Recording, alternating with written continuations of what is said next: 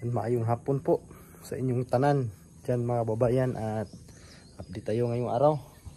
At ito, ayan o, malapit na pong matapos at okay na kasi patag na po siya mga babayan. Hindi katulad sa hapon na madulas pa tayo kung dumaan tayo dito. Ngayon ano na, patag na po siya. At panoorin nyo po ang video na ito mga babayan para malalaman nyo po kung gaano ka pilit o gaano ka putik na lupa. Ayan o, yung mga lupa na galing dito sa septic, ayan, malapit na naming maubos. At pakita natin yung mga gawa namin ngayon ngayong hapon.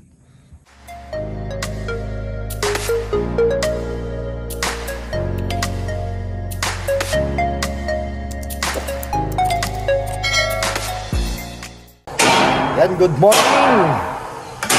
Good morning mga madlang people. Ayan, araw ngayon ng Friday. At ano tayo ngayon,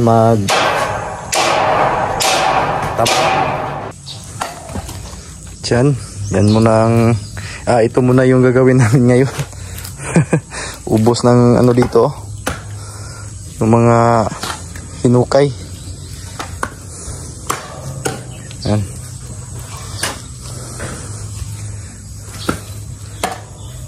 Yung panambak.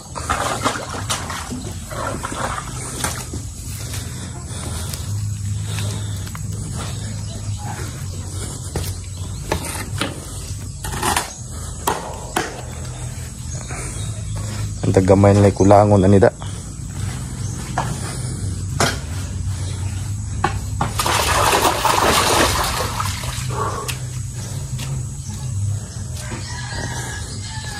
Pilit pa rin tulad ng dati.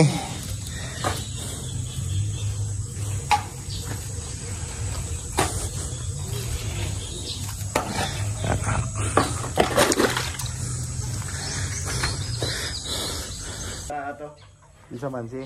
Pudadat yung gagyat ng bata wa. Pudadat, nada eh. Na, pudadat peteng. Grabe views. Nag-6 million na euro to. Isa ka pala din.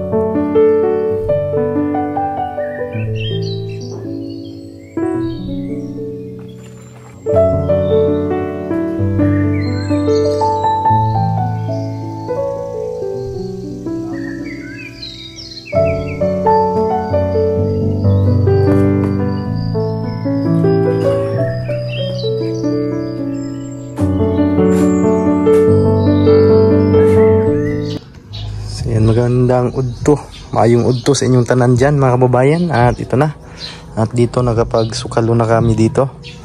Ayan, nilagyan ko na ng sukalo mga kababayan, kasi pag ano na, ready na po yan buhusan para sa wall putting. At lagay pa tayo ng bakal dyan para magiging matibay yung ano natin. Lagay tayo ng bakal, at saka yung mga dowels natin dito lang natin ikabit yung vertical para sa paglagyan ng ating ano dyan, wall putting. At dito umpisahan na din kain. At ito na lang na side yung malalim na tatambakan dito. Yung malalim pa dito mga kababayan, kasi hanggang dito yan sa may lintel beam dyan, yan na nakikita na buhos yan, malalim pa po. At dito yan, kunti na lang po yung kulang dito. At yung mga lupa na ano natin dito natapon, o yung lupa na galing dyan sa paghuhukay, ay kinuha natin at dito natin nilagay para hindi na makapag-order ng panambak. Ayan, sana magkasya to. Doon marami pa man doon sa septic, kunin natin yon para lagay natin dito. Ayan, bali 2 story po ito dito sa baba. Ayan, at malaki pa ito dito mga babayan, sayang yung space kaya ginagamit para hindi masayang. Ayan, laki pa to dito. Ayan, at dito yung siguro yung magiging dining dito na side.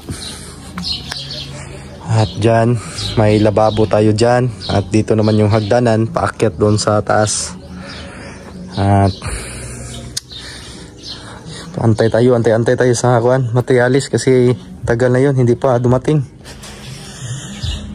At sana darating yun para dito maumpisahan natin dito para hindi na to mag-double yung ano natin dito.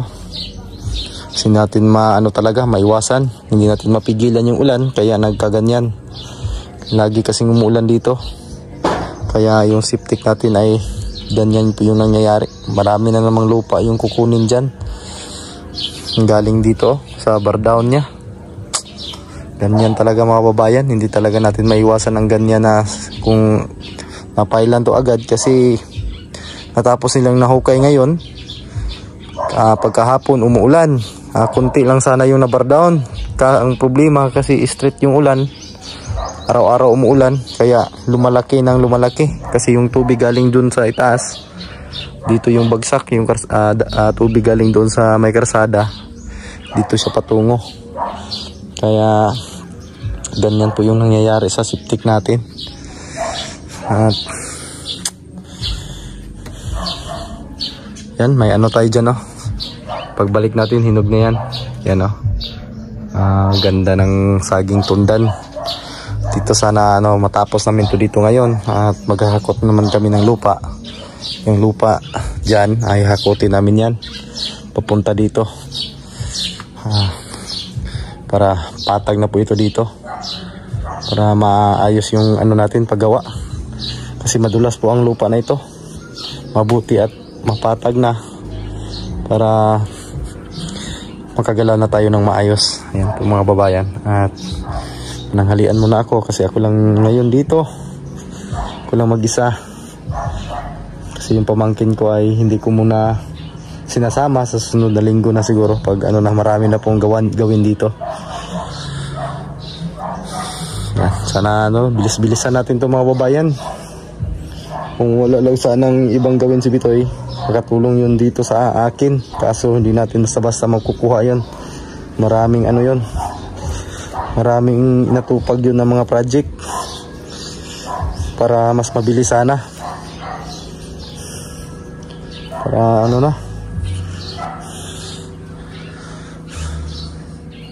habi yung sahig hindi pa dumating. Kahapon yung pero hanggang ngayon wala pa.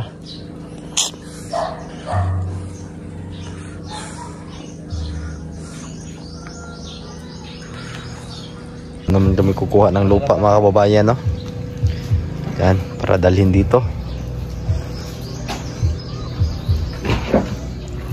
Resort, pilit kayo, Pilit po. Dyan.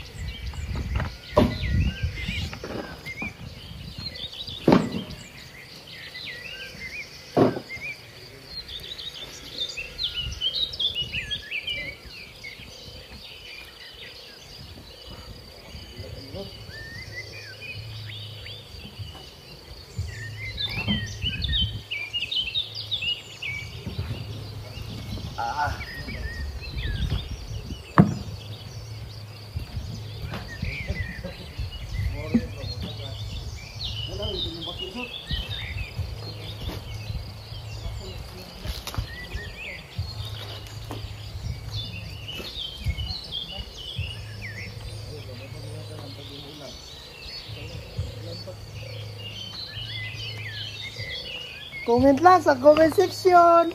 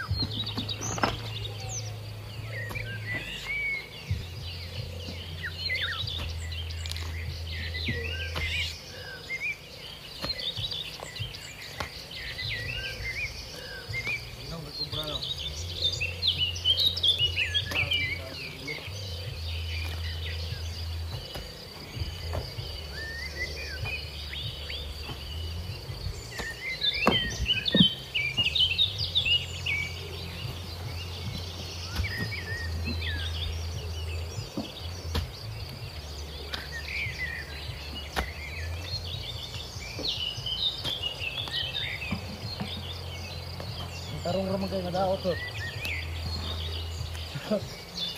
Ang tarong ramang kayo nadaot kubra ka. Tarong ragutok.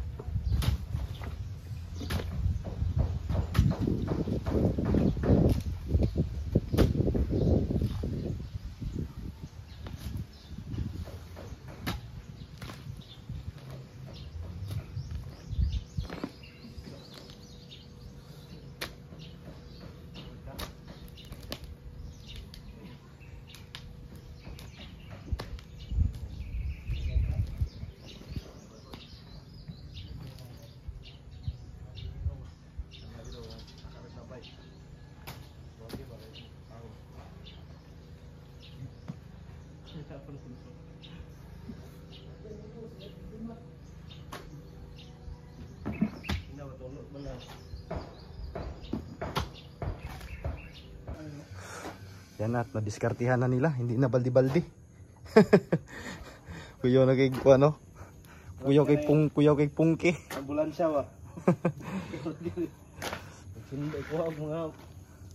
Kasi mas marami yung makarga kaysa baldi.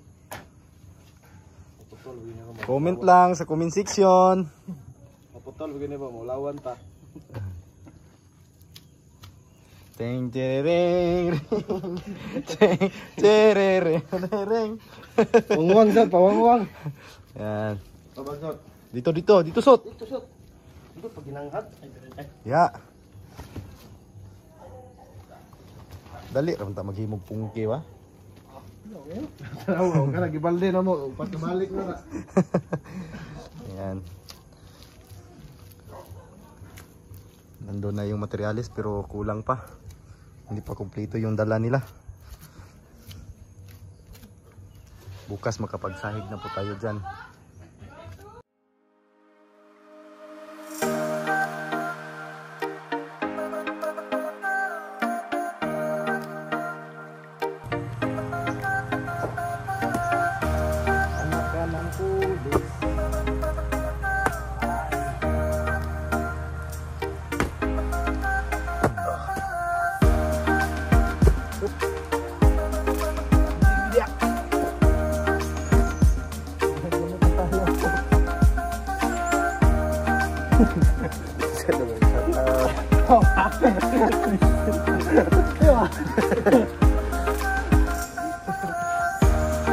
Hirap dito sa bukid mga idol.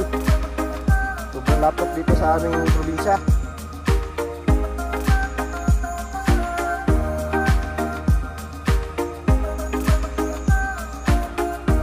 Yan na po. At dyan na po yung sot, palihog og tabon nyo sa konsot. Siminto. Oh, tabunig sin. Ayan at yan lang muna yung update natin mga babayan sa araw na ito. At dyan na yung kuwan, mga ibang materialis. Pakita natin yung plywood na Santa Clara po. At ang mahal po nito, nasa 2,000 ang piraso nito mga babayan, 2,000 plus. Ito. Ayan. Ito po yung Santa Clara. At mas matibay po ito sa ibang uri ng plywood. Ayan. At ang magagamit dito is 18 pieces.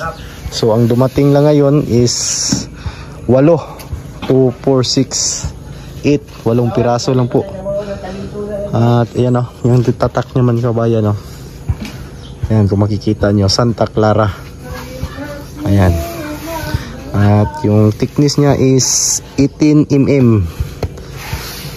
Ayan. Ito yung sasahig natin dyan. At kailangan hindi na ito mapakapakan ng madumi na paa. Kailangan natin yung pagkatapos nitong pagsahig, isusunod na naman natin yung mga baral dyan para prepare na po yun para sa ating dingding. Yan lang po siguro mga babayan, yan lang po yung update. At may lang po ako, kunting tips o kunting diskarte. Kung ganito yung magiging poste ng bahay nyo mga babayan, ang ginagawa ko dito,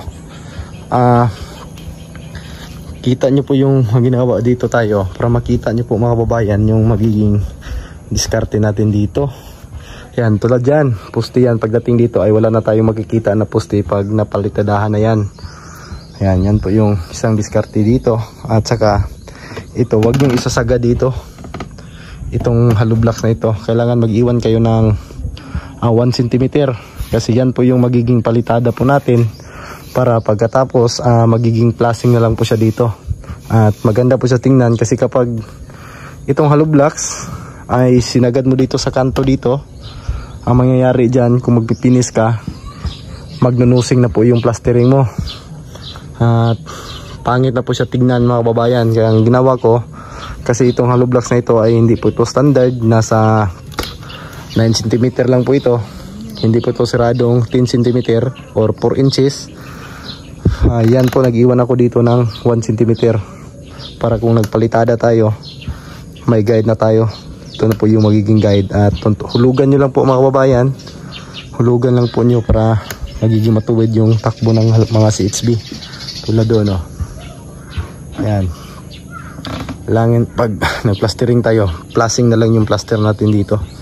Pero yung plaster natin dito is hindi masyado makapal, nasa 1 cm lang po yung plaster natin dito. Palibot. Yan po yung diskarte pag ganito po na poste yung gagamitin nyo. Huwag kayong magnunusing talaga mga kababayan, para hindi masyadong pangit yung kalalabasan. Yan lang po yung tips natin, kunting para sa mga kababayan natin dyan na nagbabalak or magpapatayo ng bahay, tapos ganito yung gagawin ng mga poste, hindi mga concrete. Yan lang po yung diskarte nya, para pag nag-finish na ito, masasama na po ito sa pintura. Parang wala ng poste na bakal ang makikita nyan pagkatapos. Dito sa CR ganun din, tingnan nyo po yung kanto dyan, hindi na makikita yung bakal. Ayan, pag na tayo dyan, nagpalitada na tayo dyan, talagang mawala na po yan. Tulad nito, ito mawala na po ito pag nagpalitada tayo. Ayan, hindi na po ito makikita. At yung mga horizontal namin dito ay naka-welding na po dito, naka-hook po siya, hindi ko na tinusok, naka-hook siya para makapag-welding tayo back to back, para magiging matibay yung kapit. At dito nakasukalo na din tayo dito. Ayan. Yan na po yung tansi, yan na po yung guide natin para sa CHB. At dito hindi natapos kasi inuna namin yung paghahakot ng panambak kasi akala ko umulan. Pangit na kapag nabasa to ulit, maputik na po ito. Mas mabuti na naghakot kami ngayon, mintras wala pang ulan. Kaya maliit na lang po yung kulang, kunti na lang po talaga. At maganda na po siya mga kababayan. Bali na pa dito na side, 2 story po dito na side mga kababayan, bali kalahati. Ito kung gagamitin pa ito, pwede pa din ito magamit, pwede ito magiging storage dito. Yung mga lupa dyan sa itaas, pwede man yan dito ibaba yan dito para patagin dyan, para kung kung gagamitin man yan dyan is magagamit pa. Yan lang po mga kababayan, og amping mo tanan, og maayong adlaw kaninyong tanan mga kababayan.